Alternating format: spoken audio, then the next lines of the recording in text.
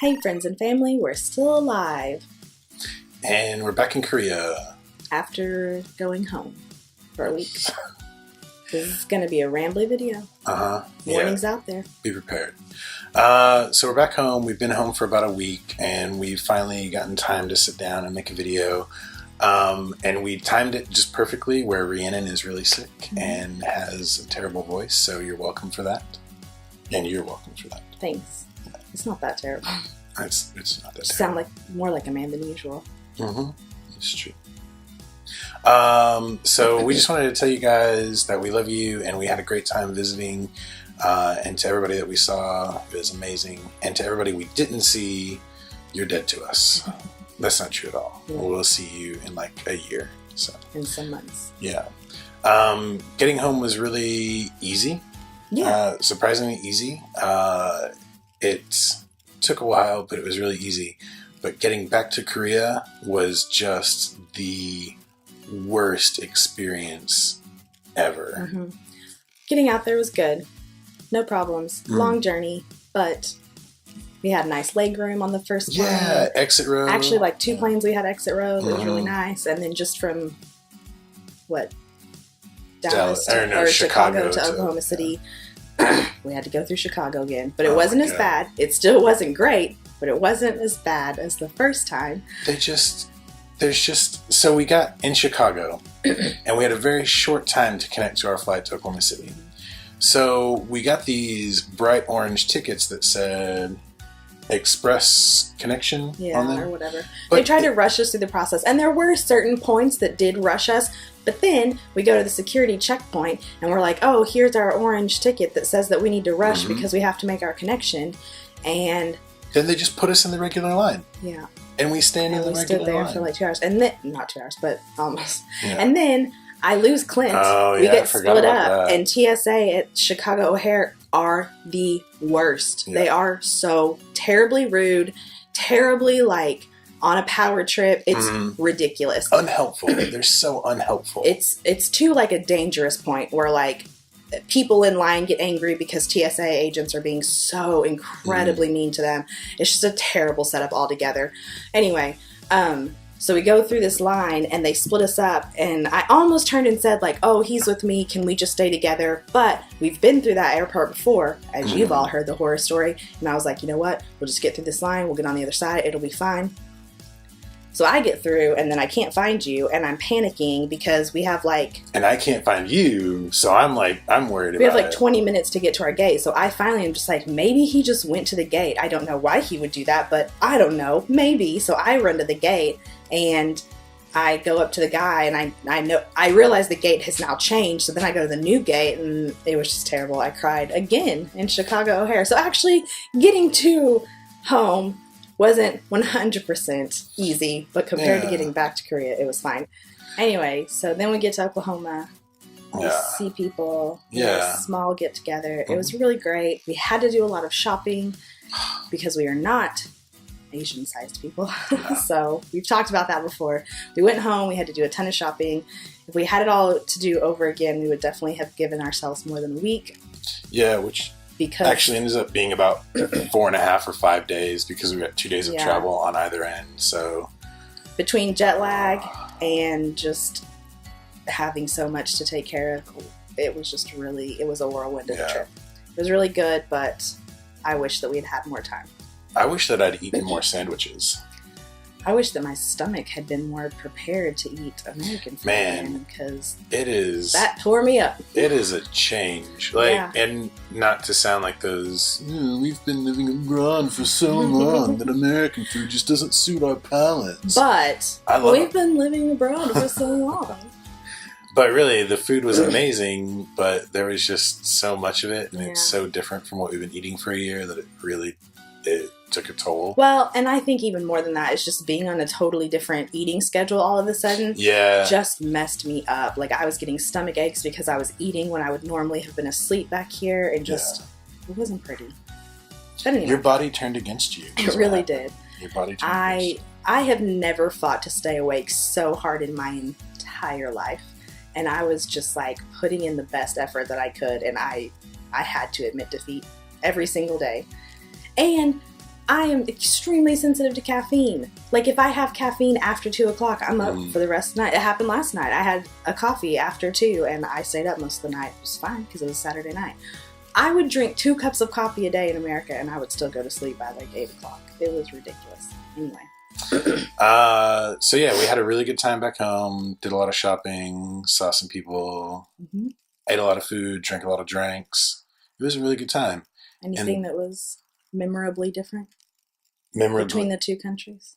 Memorably different? I mean, besides our family and friends being in one place. Oh. And not the other. America's really expensive. Yeah, tipping. Oh, man. That was hard. Yeah. It, like, tore at my gut every time. The first night, whenever we went out to eat with my mom, we went to one of our favorite burger places, and the girl handed me the receipt, and it had the line for tipping on it. I forgot how to do it. Like, the math was very difficult for me. It wasn't as different, though, like, as I had expected it to be, or that I've heard. And then, granted, we've only been out of the country for a year. Some people, like, go back after 3 or 4 years, so I can imagine that is much more of a shock. But I was pleasantly surprised that I didn't, like, completely embarrass myself by, like, bowing to anyone or accidentally saying thank you in Korean instead of English. Yeah, there were a few times I had to catch myself, like, handing things to people weirdly and stuff, but... Yeah, at first I was worried about that, and then I was like, you know what, they don't even notice. Yeah, and nobody even cares. It's better to just stay in the habit of it, because I have to come back to Korea, so after a couple times I was just like, oh, forget that. So yeah, we had a really good time there, and then we had to come back home. And it all started with us renting a car from Hertz in Tulsa. Oh my goodness, that was the beginning. About it, didn't you? I did. Oh man. So we went to Tulsa to rent this car so we could drive back to Oklahoma City. Mark and Amanda, you should just fast forward to this part. Yeah, you know this part. So we get to the Hertz agency, and this ordeal takes about, 40 minutes almost? Like 45 minutes maybe? At least 45 minutes. Yeah, and the whole thing, there was this woman that came in who never received any service, so she left, and then there was another woman with a wrecked car who came in, and like it was just a whole deal. Service was crappy. So but the guy that was helping you, luckily we were the first ones in there, and the guy that was helping Clint was nice, but like he was just like staring at his computer and like not giving us any updates as to what he was doing. So we were just like, why is this taking so long? What is going on? Finally, he lets me know that the system crashed. This is like 25 minutes in, maybe 30 minutes in. The system's crashed. He has to do everything by paper. Anyway, we finally get a car from them. Yeah, finally get a car from them.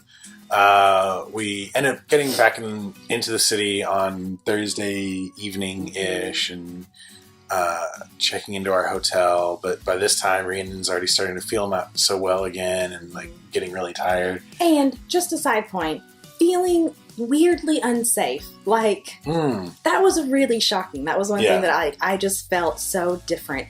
And like in Muskogee, I felt fine. And like in Tulsa, I don't know. But for whatever reason, in that particular part of Oklahoma City, when we went back and we were staying, I just was so aware of like how much more unsafe I felt. Like we went to the Walmart in that area, which is notoriously kind of not a great Walmart for customer service reasons, but also like I remember there being like tons of news like stories every other week about like such and such happens at this Walmart. So we went in there to grab a couple last minute gifts for our students, and like I just felt so unsafe, and then the whole rest of the night I was just like, I'm so nervous. Like, I just felt weird because I just hadn't felt that kind of like, oh, I need to be extra careful. I need to be extra aware. Like, not that anything would have happened, but just, I feel like in America, you have to be a little bit more on guard in like, well, it's true. I mean, like there were several times, crime is different there. Whenever we came back to Korea, we would just like leave our bags in an area and go get something from the airport, like whatever. You don't think about it out here because it is just so different. But back home, you don't leave anything anywhere, and you always watch for like the other people that are creeping down the aisle and all this stuff. So anyway, we get down to our... another sidetrack. There was that guy that was being strange in Walmart. Yeah. And that was the first time I dealt with that in a really long time too, because that just doesn't really happen out here. Yeah. Like, you don't have a lot of people with like, I don't know, like... strange tendencies or whatever. Yeah. And if you do, they're they're so obviously drunk that it doesn't matter. Yeah. Like, I mean, you see guys yelling and talking and like stumbling around on the streets, but it's because they're drunk and not dangerous or a threat in any way. And not that people that are like, you know what I mean? Like, not everybody like that is a threat back home, but like, you just kind of think about it differently. Yeah. And it's probably because we can't watch the news here. That probably has a lot to do with it. That like, really does. if we could watch the news here, we'd probably be like, oh my goodness, there's so much weird stuff that happens here too. But so anyway, we get down there, we do our Walmart trip, which is the only one we did while we were at home, and it was one too many. It was. And so then we go to meet some family friends for dinner, and that was good. Mm-hmm. And then we go back to the hotel. We get to sleep and we repack everything. Get our bags to perfectly 50 pounds. Yeah, each. they were exactly 50 pounds, and 50 pounds is the limit. That's all you. I fell asleep, so I worked hard. Yeah. So next morning we wake up, we get to the Will Rogers Airport. They've changed Will Rogers Airport. Like, you don't just park your car in the parking garage to return the rental now.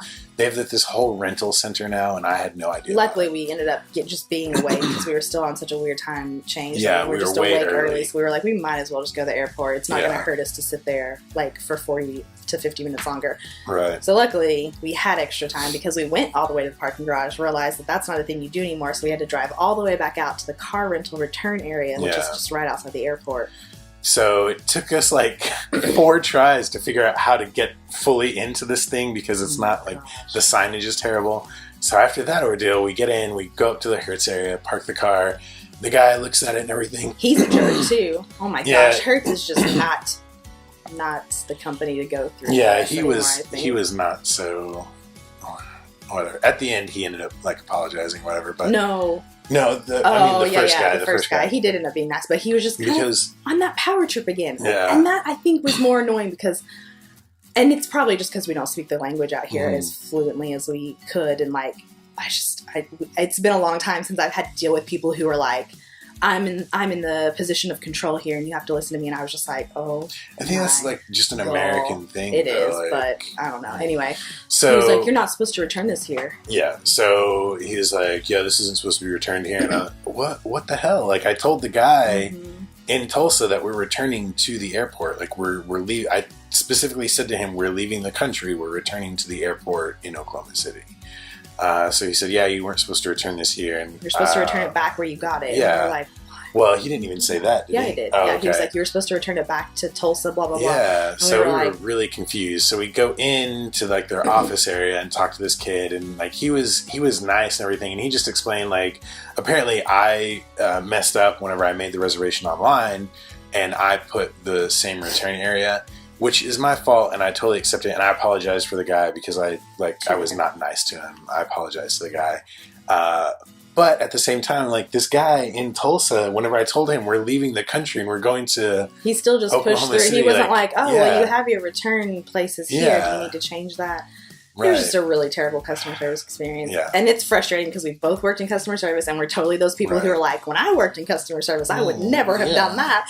And so we were just like complaining about it. Right. I was sitting there complaining with your brother about it. I was just like, it was terrible. Anyway, so we got it. So that was that. And I listen, I'm fully aware that it was my fault, but still it's really frustrating. So we get on the... That cost us an extra like $40 or $50. $50, We finally get on the shuttle to go to the airport. We get to the airport. Through security, all that stuff, no problem. I had a delicious sandwich from... We got our bags checked and everything. And the woman at the airport was so sweet. She was like really efficient and sweet and like... OKC, Will Rogers. That was the only American Airlines associate we dealt with who I thought was like... just like really nice. Actually, American Airlines is a whole other story. Oh my god, I can't wait to fill out. We're just like checking things off our traveling list of like, we will never go through this company again. We will never go through this. And I don't. It sounds like we're like the worst people. Well, because we're getting old. Well, like, we're getting old, and that's what it is. Like old people are like, well, I don't go to Golden Corral. I only go to Sizzler, and you know what I mean. Like, Golden Corral still exists. Does Sizzler still exist? I don't know, but that's something old people say. Like, but yeah, like it's just like. I don't know. Like, I feel like all we are doing this whole trip or, like, going to these airports is complaining. But it's so frustrating because we'll have these really good experiences. Right. And we'll, like, go through like Asian Airlines and have like just no problems. Everybody's super kind. And then we go through like American Airlines and it's just one ordeal after the other. So we get through the gate, we get through security, we get to our gate, we're sitting there, we've had time to relax, it's about time to board, and all of a sudden all these phones start chiming, and then the guy next to us goes, "Are you kidding me?" And Clint and I are just kind of sitting there like, what? We look up at the board and the freaking arrival time changes from 8:15 or something to like 9. Sorry, the departure time changed from like 8:50 to like 9:30, and we're like, okay, like our connection is at like 11:30. It was like 12:15. We're still gonna, so we're still gonna make it. Like it's only a 30-minute flight to Dallas, 40-minute flight to Dallas, or whatever. And so we're like, okay. And then all these people who were gonna miss their connections go up and start taking care of the business. Well, in the midst of all this, like those poor guys, they were super annoying.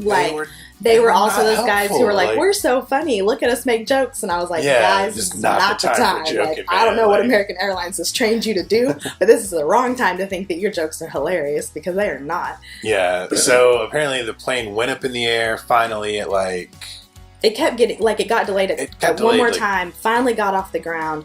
They made the announcement. It's off the ground. It's in the air. It'll be here at this time. Backtrack. The whole issue was that there was some mechanical thing wrong. Issue. So they had to like go back to the gate. Well, no, they said first security issue.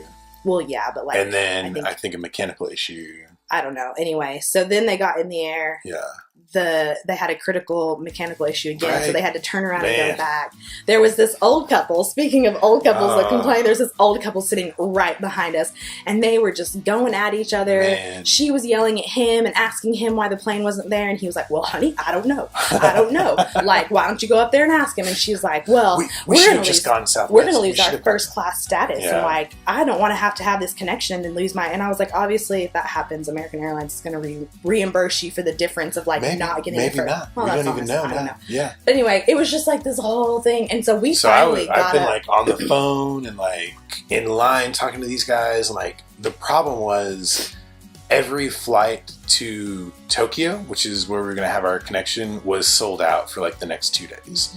So I was trying to explain to the guy, like, I don't care if it's Tokyo, like we can go somewhere else, like send us through China. This was like the third phone call you made, because we were just calling the customer service from our seats instead of trying to stay in line, because those guys were super. Well, I talked to the one guy one time, and he was absolutely no help. No.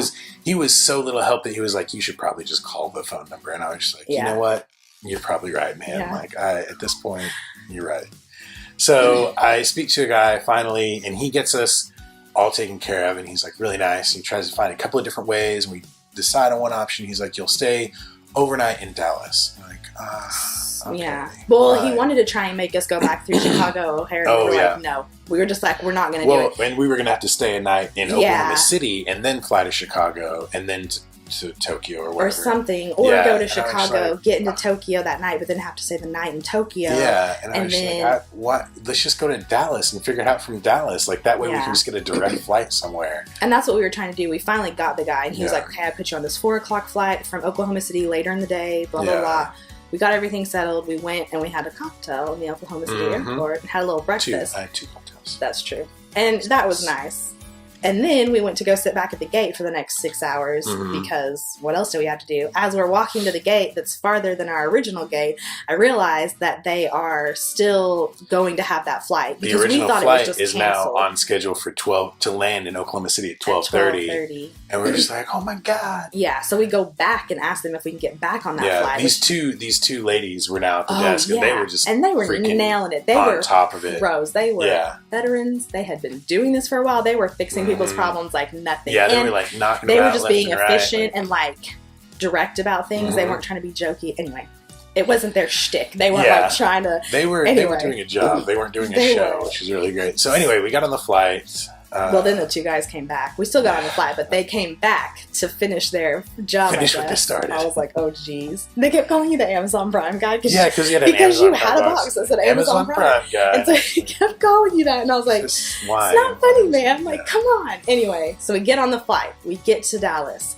And we're like, okay, we're in Dallas. We have to stay the night. We get accommodations from the airline, and we go up there and we're like, oh, we need accommodations. The guy calls and checks that he can actually give them to me. He does. And then he's like, okay, we have a Super 8 or a Motel 6. Freaking Super 8 or Motel 6. And I was like, you guys have just put us through a whole ordeal. Like, our entire trip back is thrown off. And I get it. I don't want that plane to be flying with mechanical issues. I'm not angry that it was nobody delayed. can control that. Right. Like, I'm not angry, but it is, at the end of the day, like, your issue. It was your plane that was having mechanical failure.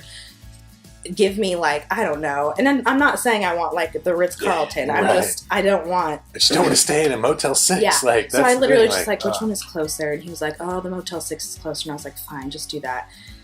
And so we get a shuttle. We get to Motel 6. We get in there.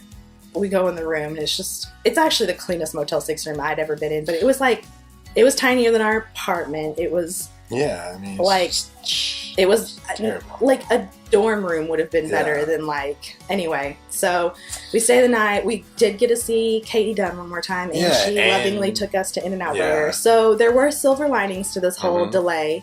We did get In-N-Out Burger. We didn't get Taco Bueno. We were real sad about that. So In-N-Out kind of made up for that because we were able to get that while we were back home. Yeah, so then the next day, oh my god! So the next day, get up early. We pack our things. We're all excited. We're gonna get home. We were gonna get on the shuttle, and then we were like, just call an Uber. Yeah, I'm tired of this. Uber. I want to get to and the Uber driver was really cool. He was a nice guy. He was chatty, but he was like a nice guy. He also dropped us off at the outside American Airlines check-in, which the guy was like, oh, we can't do international check-in here, so you're gonna have to go inside, which is actually like on the other side of the whole like. I don't get that. So anyway, he was we trying had to be nice. He was. Anyway, so we walked down to the international check-in, and like Rhiannon gets our things. Like, we can do this kiosk check-in. Where you can check your bags and actually just go drop them off. She's like, "We're not. This ticket isn't. I can't check in until tomorrow." It was like, and then like the stupid message was like, "We like being early too, like something, but you're too early." And I was like, "What?" So and then it was like, you know, you can't check in more than 24 hours in advance of your flight. And I was like, what? So then... And I take a little blame for this because we're dumb. No, I mean, all of the wheels started clicking, and the guy that I was talking to on the phone was only using like Korean dates. Like, he was using like past the international dateline dates. Mm-hmm. So I thought he was saying that we were going to be taking off that day, when really what he meant was that day in Korea, I guess. I don't know. Like, he wasn't explaining like the dates. And like, then he very never emailed us the reservation update like he said he would. We finally logged in and had it emailed to ourselves, but at that point we were just looking like, okay, this is the flight, this is the time. So we made sure we were getting our one seats. More night, 2 nights in Dallas. He said we thought it was one. He said he will spend 1 night in Dallas. Yeah, and then the American Airlines guy that I went up to the first time to get accommodations didn't even say anything like, well, your flight's not until 2 days from now. Do you need 2 hotel rooms? Or 2 nights. He was just like, okay, here's your hotel room. Yeah, like there were like a lot of points where like things could have been checked and caught, but nobody was paying attention, or nobody cared, or both. So anyway, like now I'm like, oh my god, I was so angry, and I got in that line with like my angry face on and like all ready, and then I stood in line for 30 minutes, and I was just like, you know what? Like you had already calmed down by like 5, because I messaged you because I had to sit with the luggage, so I messaged him and I was like, just be nice, because maybe that'll get us something. It'll get us farther than if you're angry again, because he'd already been angry with the Hertz guy and that didn't get us anything. So anyway, which it never does, and you shouldn't be like angry and mean to people, but anyway. So he goes up and he gets a woman who was actually, she was kind of like the women before that. She'd done this before. She got it fixed. She got us on a flight that was leaving in like 2 hours from Dallas.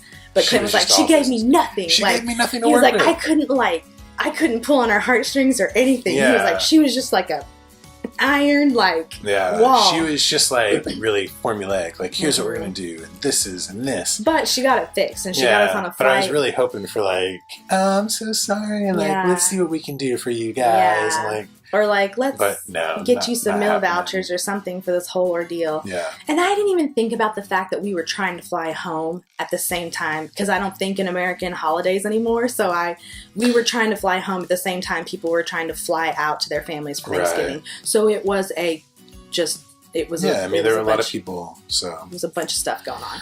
Anyway, she gets us done. We get through security. Yeah, we have a meal. I had a great sandwich. Oh my gosh, we're going to talk about sandwiches this whole time. I had two Clint great really loves sandwiches in Oklahoma sandwiches, and City. he had amazing sandwiches in America, and he misses them, and I've heard about it for the last week. Much. Just Anyway, lunch meat and bread. We get from Dallas to... Oh, this time they switched our whole flight around. So instead of going through Tokyo, we went from Dallas to Seoul to Incheon. No, Seoul, Incheon Sorry. Yeah. And then Busan. to Busan. Which was kind of nice to fly into Korea because we were like, okay, we didn't have we're to going to do fly any in. weird, like international figure out, rechecking in or global entry and then having to go through that again. Because we know what it's like from that airport. We know we know what's going on. We had plenty of time of a layover from the two, so we were able to get some dinner in Seoul's airport. It was just nice and relaxing. So we finally got to Busan. Got on from that point on. It was pretty easy, as it usually is in Korea. We'd never have problems doing stuff like this when we're leaving or coming in. Even when we got to Seoul Airport, our tickets had to be changed to Asiana airline tickets or something like that. Japan Airlines, I think. Japan Airlines, some kind of different airline. But it was so easy. They just came around and asked, "Oh, are you so and so?" Well, they just came around with a bunch of names on a sign because obviously they don't really know how to say our English names, and so. Well, not obviously, but it's difficult. So they're carrying around a sign, and it was funny because I was on the phone with Clint, and I looked up because he was going to get me bourbon from the duty-free priorities. Anyway, and I was sitting with the bag, so I was on the phone with him, and I see this woman walking by with the sign, and I kind of look at it oh, it's a whole bunch of people, whatever. And then I look again because I realize my name is on it. Hey, that's me. And I was like, hey, that's me. And she was like, oh, let me see your boarding pass. So I gave it to her, and I started to get a little bit nervous because I was like, no. Nothing else. Nothing else is going to happen. Anyway, she just needed us to change our boarding passes from American Airlines to theirs. We did it. No problems. We got on the flight. Super easy. Once we got in Korea, everything was just so easy. We got to Busan. We got a bus from Busan to Changwon. We got home. A little mix up with the cab drivers because they really don't like taking you if you have a bunch of luggage. And I don't know. If I was a cab driver, I would keep my trunk empty because I would, especially if I'm hanging out outside the bus terminal in where the people from airports get dropped off, where the limousine buses from the airports come. But anyway, so we finally get a guy who's okay, and we managed to get everything in there. He gets us. Then he starts being really nice and chatty and wanting to ask us questions. He was kind and whatever, but we finally got home. Yeah, which is where we are today. It's such a rambling video, and it's not interesting, but it was something we lived through, and we wanted to share it with people. So, point of story, never use American Airlines. They're not the worst, I'm sure, by far, but man. But once I started, which you can find crap out there about every airline, but once I started looking after the fact, I was oh yeah, people are don't use American Airlines, don't. Even the guy at CVS or wherever we went that night with Katie we had to buy shampoo and stuff because we had thrown all of our liquids away because when we come home from and there was no shampoo or anything provided in the Motel 6. What the hell, man? But when we fly home, it's just easier to get rid of our little bit of leftover toiletries. Anyway, so we had to go back out and buy little travel sizes but the guy at the checkout was don't fly American Airlines. And we were too late. We know this now. Yeah. And then he starts naming all the airlines you should go through, and they're all the Asian airlines. And we were yeah, we know. We got it. Thanks. But he was really nice. We weren't jerks to him. Right. In my head, I was this is not what I need to hear right now. You're not helping. Yeah. So anyways, we're home. Anyway, that's that. We're home. We're starting our second year off on the right foot. Mm-hmm. So. Yeah. We're finally getting, definitely the jet lag was not bad on the way back because we weren't in America long enough to be really, really off our schedule. It took maybe, obviously we also we had planned it to have the whole Sunday when we got back to have a day to rest, unpack, do some laundry, all that stuff, grocery shopping. We had planned it. Home Plus was going to be open on Sunday. But we didn't get back until late Sunday night. So I got up right the next day and went to work, and it was a long day. But anyway, that's that. That's our story of getting home. Enjoy that and take from it what you will. Learn from our mistakes, children. Yeah, I was bored telling it, so I'm sorry if you were bored listening to it. You were bored telling it? Well, I feel it's just because... I was riveted. I feel it's just because we edge of my seat the whole time. Told our family, not even the whole thing, but we were just messaging like, okay, now we're on this, like, we've got this change, like, whatever. And so I don't know, once we were back in Korea and the whole thing was over, then I'm like, I just don't want to talk about it anymore. Like, it's over. I'm done with it. Yeah. So now we're going to go have some coffee, read some books, and write some strongly worded emails to American Airlines. I read online that if you complain, you get free stuff from them. But that's the thing is, I don't want to fly with them again. That's exactly what I was going to say. Like, I don't even know that I care if I get free stuff. Because I'm just like, what is that going to do for me? Because I'm going to now try to avoid American Airlines. Yeah. Still going to try and avoid Chicago O'Hare. Hertz. Not going to try and go through them anymore. And that's the thing is, that was my it was, but like they were all douchebags. That's like true. Except the guy inside, he was nice. But anyway. But we've gone through other car rental companies before and had like such good experiences and no issues. This was kind of our first time using Hertz. I think it was our first time. I think it was. We've used Enterprise before and like Avis. And we've always had great things happen. But like, I don't know. You get one shot, really, guys. Like, that's just the nature of the business. Is that the point we're at right now? Like, you only get one shot? Well, I feel like... I mean, I'm fine with that. That should be your... I mean, and it is. I'm about to turn 32 years old, so I feel like it's the time to start, like... Yeah. I'm not going to throw my money back at your company if it's just like, you just don't care about, like, anything but your bottom line. I'm not saying I want to be wined and dined. I've already said that, but, like... Did you already say that? I don't know. We're not putting this part in the video. I'm just rambling now. I'm leaving it just because you sound drunk. I'm not drunk. I'm on Benadryl and... I don't know. Drunk. Benadryl and bourbon. By the way, my new bourbon tastes delightful. Like maple bacon pancakes. Not even really bacon. I don't know why I think bacon when I drink bourbon, but like buttery maple pancakes. That's what it is. Okay. I drink it and it's smooth as butter. It tastes like hot alcohol to me. You're like, this is hot. It is. Like, yeah, it's bourbon. It's only like, what was it, 90 proof? Something. 92? 92 proof. Okay. We love you guys very much. We were happy to see you. The rest of you that we didn't see, we'll see you in like 13 months. So that's it. Love you guys. Bye.